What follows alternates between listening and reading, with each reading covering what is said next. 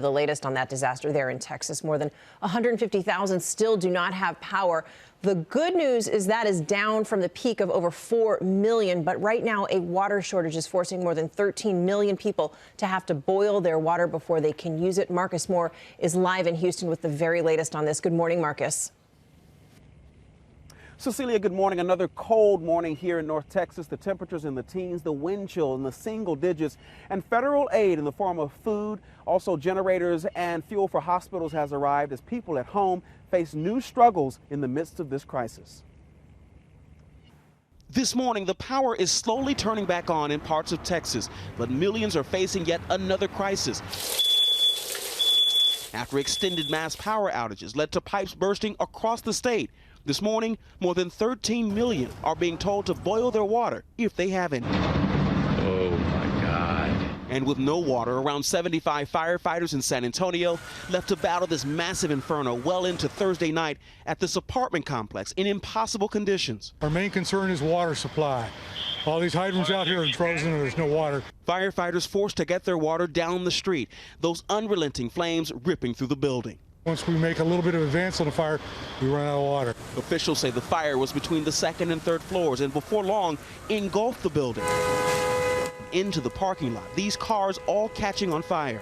Embers surrounding a firefighter as smoke billowed into the sky. Governor Abbott speaking out overnight. All of us agree on the necessity of action, not just the action taken to restore your power, but to action to ensure that you never have to endure anything like this ever again. Amid statewide damage and devastation, we are now learning it was almost much worse. ERCOT, the agency responsible for managing 90% of the state's electricity, revealing that the Texas grid was minutes away from catastrophic failure on Sunday. It was seconds and minutes, given the amount of generation that was coming off the system. While the state avoided the worst-case scenario, millions of Texans still struggling to keep their families safe, warm, and dry. This mother was forced to burn her toddler's toys to stay warm, while rationing oxygen tanks for her 5-month-old son born with premature lungs. Hannah Griffin, who suffers from interstitial lung disease, needed to ration her oxygen supply for days. My story did not end in tragedy, but it could have. As millions finally turned their lights back on, many confronting horrific damage. It just sounded, like a waterfall hitting. In Dallas, this man's apartment destroyed when pipes burst in the building. It just kept getting worse. The wall was just splitting up in two.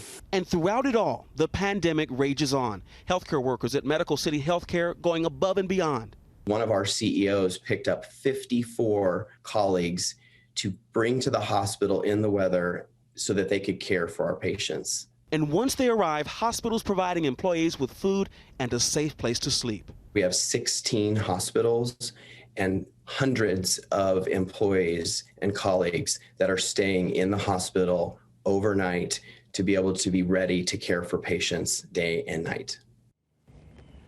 There is a bit of encouraging news this morning. The temperatures later today are expected to get back above freezing for the first time since this past weekend. Michael, there's a glimmer of hope after what has been a very long week. Yeah, it's been a tough week, Marcus. Thank you so much. Hi, everyone. George Stephanopoulos here. Thanks for checking out the ABC News YouTube channel. If you'd like to get more videos, show highlights, and watch live event coverage, click on the right over here to subscribe to our channel. And don't forget to download the ABC News app for breaking news alerts. Thanks for watching.